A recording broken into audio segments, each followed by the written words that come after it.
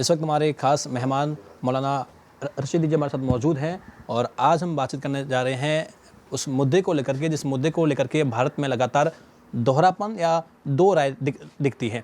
आपको बता दें कि जहां अमेरिका और इजराइल लगातार ईरान पर हमले कर रहे हैं, उसको लेकर के भारत में ही खासतौर पर जंतर मंतर पर दिल्ली की जो देश की राजधानी है दिल्ली, वहां पर लगातार कई ऐसे प्रोटेस्ट हुए हैं जहां मुसलमान तबका सड़कों पर आया है और ईरान पर किए गए हमले की निंदा करता है।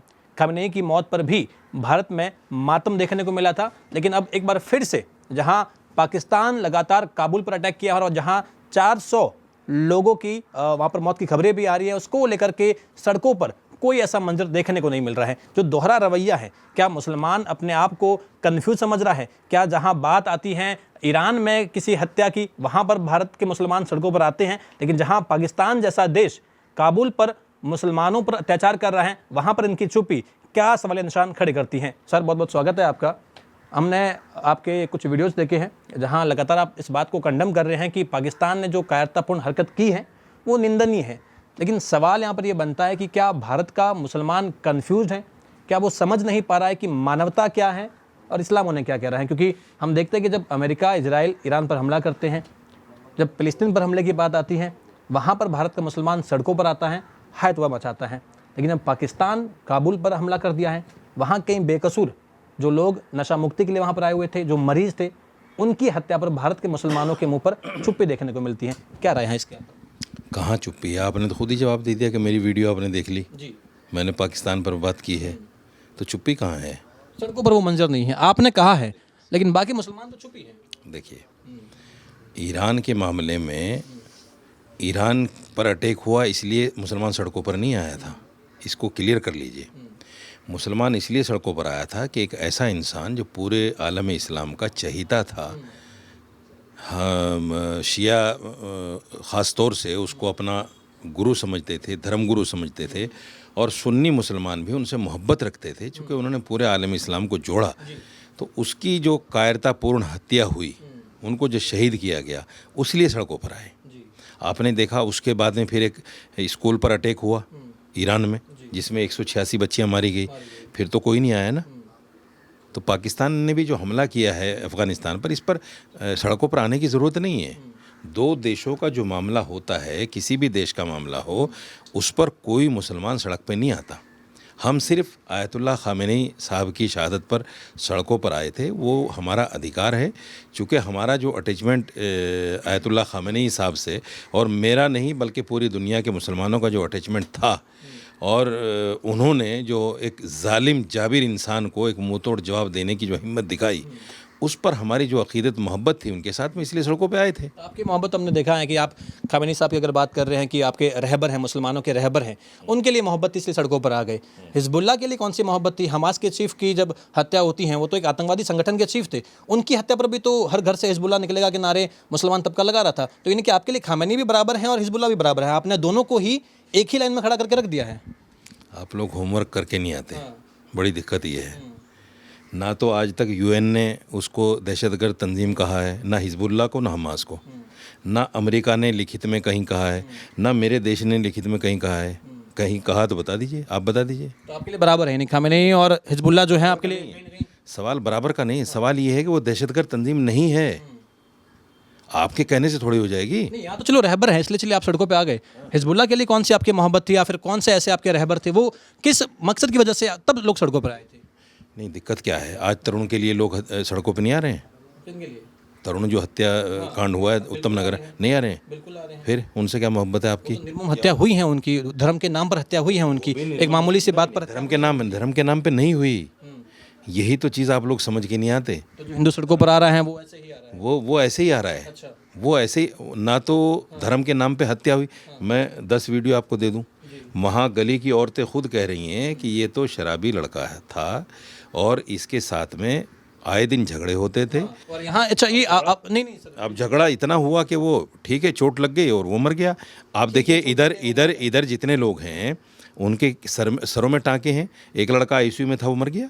सर पहले घर पर जाके मारपीट की गई थी तरुण के मैटर में, उसके बाद में तरुण का इंतजार किया गया था, उसके बाद में जब वो आता है तब उसके ऊपर ये हमला किया जाता है। उसका वीडियो भी सामने आया, आप कह रहे हैं कि चोट लग गई थी। नहीं, आपके पास बिल्कुल गलत जानकारी है, बिल्कुल गलत बिल्कुल। उनके जो घर वाले कह रहे हैं वो गलत है बात नहीं, है। उनके घर वालों से नहीं होता ना, पड़ोसी जिस बात को कहे वो सच्ची होती है। पड़ोसी आपने कहा 10 वीडियो दिखाएंगे, मैं आपको 20 वीडियो दिखा दूं। पड़ोसी कह रहे हैं कि ऐसा कोई मसला नहीं था, एक मामूली सी बात थी और एकदम से वहां पर उन्मादी भीड़ आ वो नफरती चिंटू कह रहे हैं जिनको सियासत करनी है। आप मुझे बताइए, आम जनता को कहाँ सियासत करनी है? नहीं, जहाँ पर ये बात सामने साफ तौर पे आ रही है कि भाई रंग लगने की मामूली से बात पर, क्योंकि कई मुसलमान लड़के तो साफ तौर पे कहते हैं कि अगर रंग लग गया तो अल्लाह हमारे उस हिस्से को काट देते हैं, तमाम ऐसी बातें करते हैं। तो कह रहे उस चक्कर में ही पूरा का पूरा मसला हुआ है। आप कहाँ, अगर हम देखा जाए देश में आए दिन ऐसी घटनाएं होती रहती हैं, उसके लिए कानून है, लेकिन धर्म के नाम पर जहाँ चीजें हो जाती हैं वहाँ तो मानसिकता का सवाल खड़ा हो जाता है। रंग लगने का मैटर ही नहीं है। इस्लाम में ऐसा कहीं नहीं लिखा अगर किसी का रंग लग जाए तो वो जगह नापाक हो जाती है, उसको काट दिया जाए, कहीं नहीं लिखा। हमको मानने वाले बच्चे खासतौर पर युवा जो हैं वो नहीं, कहाँ से लाते हो आप लोग ये सब वहीं जहाँ से बच्चे बोलते हैं, जहाँ से उनकी मानसिकता को ये सिखाया जाता है वहीं से। चीज़? बड़ी अजीब। एक पत्रकार के लिए ये बहुत ज़रूरी है, जो सवाल करें उसकी अथेंटिसिटी आपके पास होनी चाहिए। हमारे पास तो पूरा का पूरा इसका वीडियो है। किसी लड़के ने बोल दिया, आम आदमी ने, किसी ने कह दिया, ये कोई अथेंटिसिटी होती है?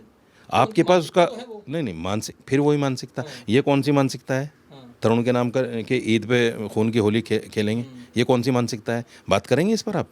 बिल्कुल हम नहीं करेंगे। किया आपने ललित शर्मा का इंटरव्यू किया? आपने किया उसका इंटरव्यू? सर, तमाम जो लोग कह रहे हैं वो कम से कम ऐसा वो काम वो गुस्से में आने के बाद में वो तमाम बातें कर रहे हैं, लेकिन यहाँ तो वो मुस्लिम भीड़ तो वो काम कर चुकी हैं, वो हत्या कर चुकी हैं। वो तो कह रही है कि मामूली से बात, तमाम लोग वहाँ कह रहे हैं कि मामूली से बात थी, वहाँ तो वो हत्या करके आ चुके हैं और आप भी यही कह रहे हैं कि चोट लग गई थी, वो मर गए हैं। खैर, मैंने 2-3 नाम तो गिनवाए आपको। लखनऊ में ही 19 नाम का 12 साल का लड़का जन्म दिवस पर उसको बुलाया, और जिन लड़कों ने बुलाया उसके बाप ने उसको गोली मार दी। वो रोज़ेदार था। ना आप गए चैनल लेके, ना प्रोटेस्ट किया किसी ने। समझ रहे आप?